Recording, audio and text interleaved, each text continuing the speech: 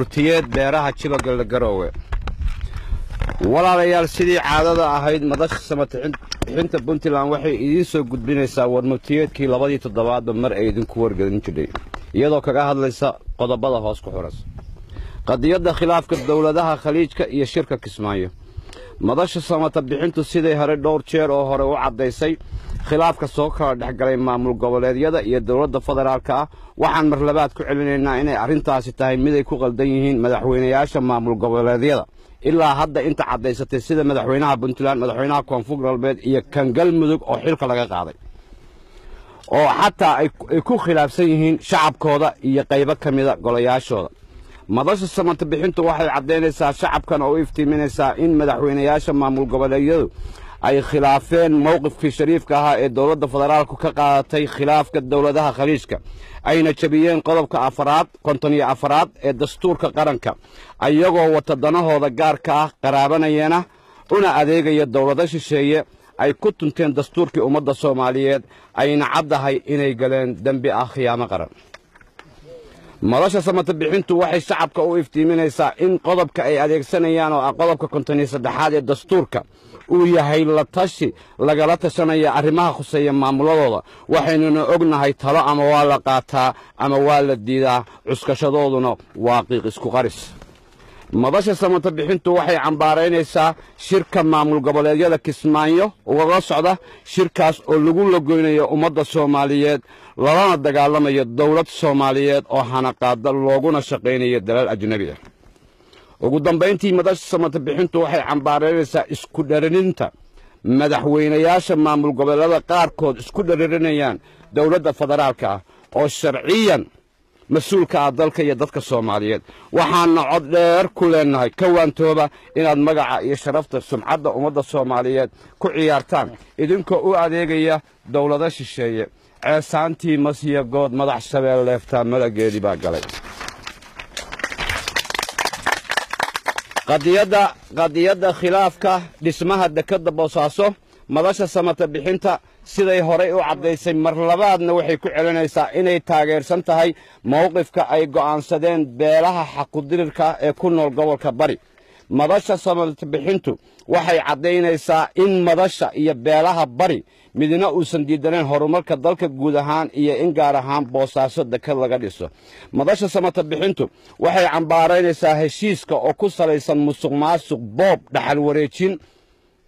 lagu sameeyo ummadda Soomaaliyeed loona wareejinayo dawladda shisheeye madasha samatixintu waxay mar labaad ku celinaysaa siday hore baaqa ugu dirtay hay'adda u qaabilsan qaramada midoobay ilaalinta taariikhda qadiimiga ah ee UNESCO inaan marna lagu xadgudbi karin taariikhda qadiimiga ah ee ay leeyihiin shacabka reer Boosaaso madasha samatixintu waxay caalamka iyo Soomaalidaba u cadeynaysaa inaan la aqbali karin heshiis aan sharciyeysnayn oo qoraya in dhinac kasta dekada Boosaaso 180 kiiloomitir aan laga samayn karin wax horumar iyo mashaariic ah muddo 7 sano wadalka mayaga iska leh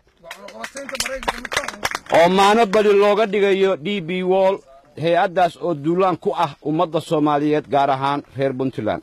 madasha samatixintu waxay ugu baaqaysaa dawladda federaalka Soomaaliya inay gudato waajibaadkeeda iyo awoodaheeda dastuuriga ayna degdeg u soo farageliso arinta dekada Boosaaso ay isku khilaafsan yihiin maamulka xilligiisa gabagabada yahay iyo shacabka Puntland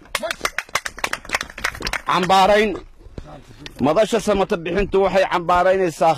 khilaafka iyo kala fikir duwanaanshaha soo shacbaxay ee u dhaxeeya labada nin ee u sareeya hoggaanka maamulka Puntland waana arin dabar jab ku ah sumcadda iyo xukunka iyo shacabka reer Puntland waxayna maantay Puntland oo 20 jirsatay ay la mid noqotay maamulada fadhi baradka ah oo khibrad la'aan u geysay in madaxdoodu iskhilaafto arintaasi waa mid aan shacabka ummadda reer Puntland aan u qalmin lana aqbali karin 20 sano kadib inaanu la kulanno madaxweyne ku xigeen meediyada iyo dariiqyada isku haysta waxaan soo xasuusanay Allah u naxariistay halgamaa Awaan Khaliif Sheekh Maxamuud markuu lahaa Cismaan Saalaxo waxa ay gabay Cali iyo Daadaare shacabka Puntland waxa gabay baarlamaankii lahaa howlahaas inuu kala soco hantida qaranka madasha samata bixinta puntland waxay dhammaan shacabka iyo ganacsatada uga digaysaa gadashada hantida qaranka oo baryahan dambe lagu hayo boob lagu gadanayo ay gadanayaan shakhsiyaad gaara arrintaas oo aan sharciga waafaqsanayn waxaan idinka digaynaa qodobada hoos ku qoran kow ma jirto hanti qaran oo ay leedahay dawladda puntland ama qaranka soomaaliyeed oo la gadi karo iyadoon laga ansixin golaha wakiilada labo dawladda marka wakhtigeedu uu ka harsan yahay sannad iyo wax ka yar ma jirto wax shuruuc ay soo saari kardho iyo wax xaraasha oo ay samayn kardho saddex madasha samata bixintu waxay u degaysaa cid kasta oo damcada inay ka faa'iidaysato xilliga kala guurka ah oo lacag xaaraan ama xalaal waxay doonto ha noqotee kula wareegto hantida maguurtada ee qaranka ummadda soomaaliyeed ooy doonow naga joog xilliga doorashada madasha samata bixinta puntland waxay mar labaad iyo mar saddexaad ku celinaysaa doorashadu ha dhacdo xilligeedii oo ah 9 Janaayo 2019 ciddii isku dayda wax ka duwan taasna iyadaa qaadaysa cawaaqibka ay dhasho fariin casumaad madasha samata bixinta puntland waxay fariin u dirayaan allaha xafidee madaxweynaha dawladda federaalka Soomaaliya mudane maxamed cabdullaahi farmaajo iyo ra'iisul wasaare xasan cali khayre waxayna leedahay shacabka puntland waxay u jeel qabaan booqashadiina maadaama madaxweynuhu booqday dhammaan maamulada kale oo dhan madasha samata bixintu waxay ogeysiinaysaa madaxweynaha iyo ra'iisul wasaaraha su'aasha ugu badan ee carruurtu waalidiinta iyo macallimiinta weydiiyaan inay tahay aabe hooyo macallin goormay farmaajiya khayra imaanayaan puntland haddaba madasha samata bixintu waxay codsanaysaa iyadoo ka hadlaysa caloosha guuxa dadweynaha iyo hadaaqa carruurta waxaan ka sugaynaa jawaab degdega madaxweynaha iyo ra'iisul wasaaraha aqbilaadda casuumadaas gunaanad